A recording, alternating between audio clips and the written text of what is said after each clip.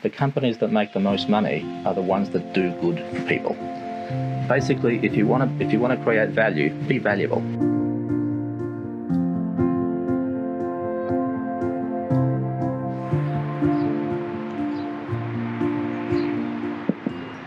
Hi everybody, Martin Hazy. A pleasure to see you as always. Leadership, reinvention and sustainability. 3 life-defining topics. We've been chatting about them recently in my blog.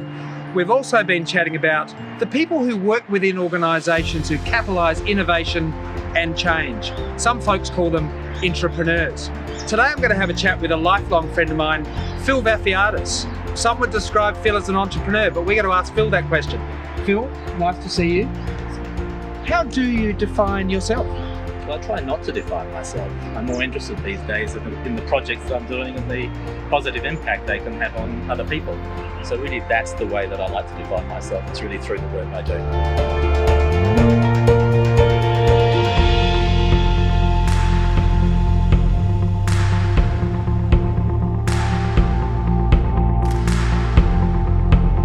Phil, the VAF story, did it start right here? No, it started in my bedroom at home. What a great story. And then it moved to my brother's workshop, and then it moved to a small facility that I rented. Then it moved to a bigger one, and ultimately here. Did this start because you're technically minded or you're marketplace minded? What was the genesis? It was really the technical aspect. I lived in a technically fluent family, and I had a father that was a bit of an inventor and a really brilliant leader. And as a kid, that's all we did. We didn't know that other people bought stuff, we made stuff. How did this segue then? This is what I think everyone's really interested in. How did it segue your story, your journey from VAF to doing some pretty extraordinary things globally and kind of interacting with corporate leaders, public leaders? Many people have kind of entered your stratosphere. How did that bridge come about? Look, it started off with the first large company in the world to want us to partner with them. And I didn't know how to do that, but they were basically embracing us, and they took me on a journey. And they took a part of the company on that journey as well.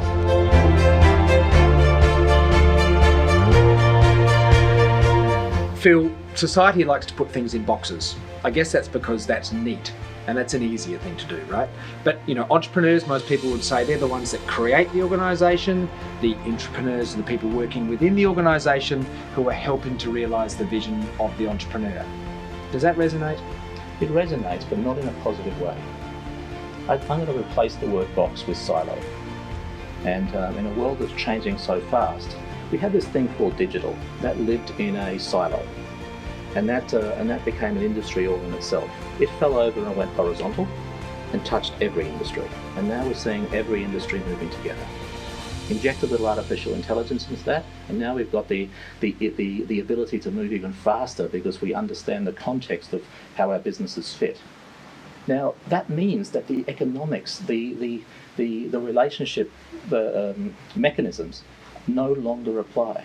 If we want to have impact in the world and drive change and meet the big problems of sustainability and things like that, we've got to coordinate in a far more rapid and at scale way. That means that individual companies are less important than the greater purpose. Look at the largest companies in the world now. They lead their industry, and that second tier is in miles back. That's not just because they did an awesome job. It's because that's the mechanism of the economics and the technology that's being utilised.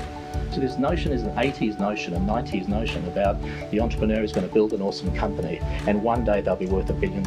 In the world, who cares what $1 billion looks like when there's millions of people starving and there's jobs in displacement and there's national economies that are in transition. We've really got to take ownership of our world today. So I'm hearing that things aren't working vertically at all in these days. I'm hearing that things are working laterally at scale. I think that's the place that I'm trying to take it. Right now, we're stuck in our silos. We've got our universities, we've got our governance models in governments with ministries and vertical silos. And yet, if we're going to be relevant in a broader context when everything around us is changing, we've got to escape the silos. We've actually got to get rid of the silos completely and use different types of tools to coordinate our activities.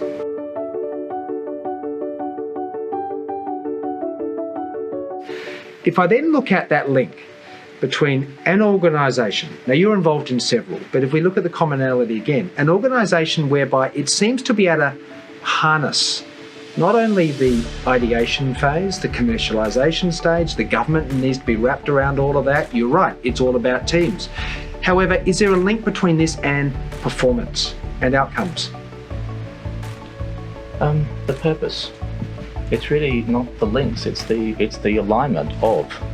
You know, we talk about culture a lot in organisations, and yes, when you don't have a clear picture of where you're going, people want to be in harmony. But there are the best examples and the cliched examples, like, you know, Apple. And Steve Jobs passed away a few years ago, and everyone knew that he was brilliant, but he was also, for want of a better word, a bit of an arsehole. But his picture of the future was beautiful, and he was driving the bus there, and everybody knew who he was. But the only way to get to that beautiful picture was riding on his bus. So, you know, there's different ways of looking at culture. And I think in a world now where pace is important and scale is important and improving things at a planetary scale, the world has to get better at doing things at a planetary scale. It's all about purpose. It's all about building that bus that's going to that beautiful place. It's not about the noise of the little things in a company that people think are the big things.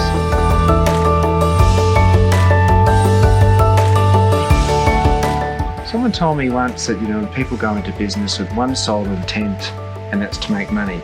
Somehow I sense that's not your story.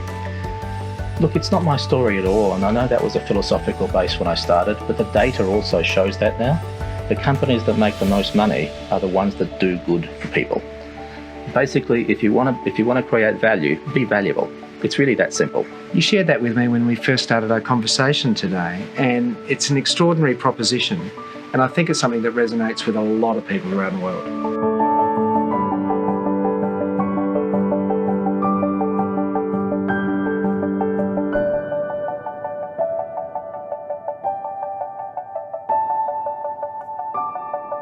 And we are proud that others have taken notice of our style and have been inspired by it.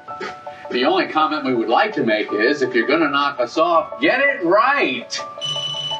Mum, do you think we could have done this interview in the car? I love it. I can roll with that. You're driving. Awesome.